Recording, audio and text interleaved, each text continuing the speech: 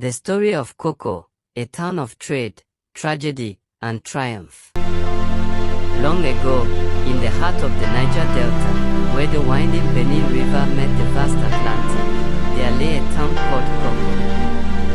It was a land of water, where fishermen cast their nets under golden sunsets, and traders navigated the creeks in wooden boats, their vessels loaded with goods. The Itsekiri people, known for their deep-rooted traditions and sharp trading skills, called this place home. For centuries, Koko thrived as part of the Warri Kingdom, ruled by the revered Olu of Warri. The town's strategic location made it an important center for commerce. Traders from far and wide came to Koko's shores, bringing salt, textiles, and firearms in exchange for palm oil, a golden liquid that fueled the Industrial Revolution in Europe. As the demand for palm oil soared, Koko's status as a key trading post grew, and the town became a bustling hub of economic activity. A dark shadow falls. But history is never without its trials. As the years passed and Nigeria gained independence, Koko, like many towns in the Niger Delta, faced new challenges. The discovery of crude oil in the region brought both fortune and hardship. While the oil industry promised wealth, it also brought environmental degradation and struggles over resources.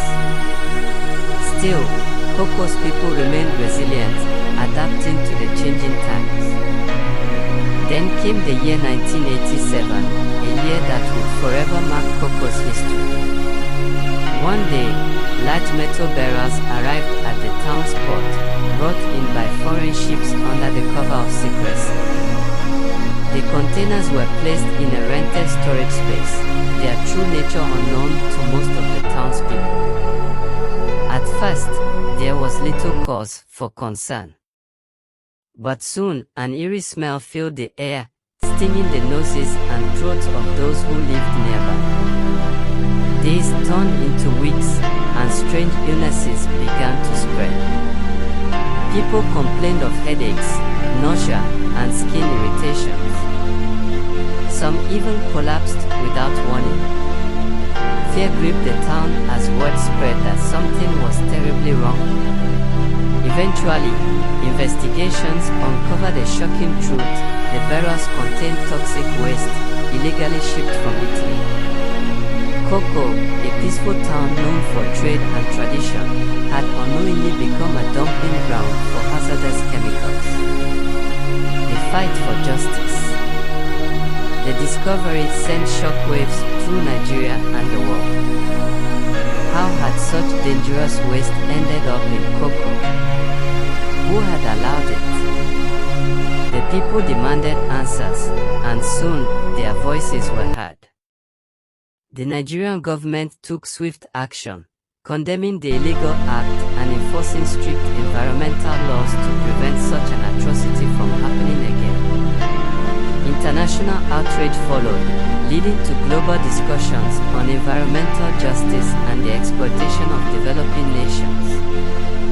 Though Koko suffered in the wake of the disaster, the town's spirit remained unbroken. Cleanup efforts began, and the people worked tirelessly to rebuild their home.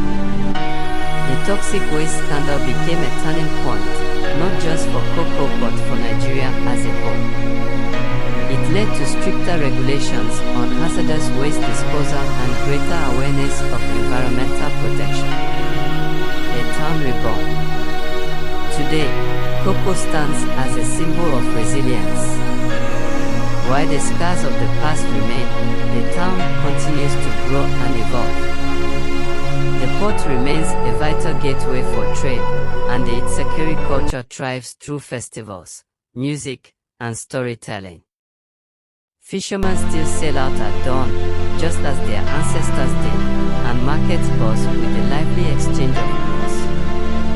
Koko's story is one of triumph over adversity, a reminder that even in the face of injustice, a community's strength and unity can rewrite its destiny. From the golden days of palm oil trade to the dark shadow of the toxic waste scandal, enduring testament to the spirit of the Niger Delta.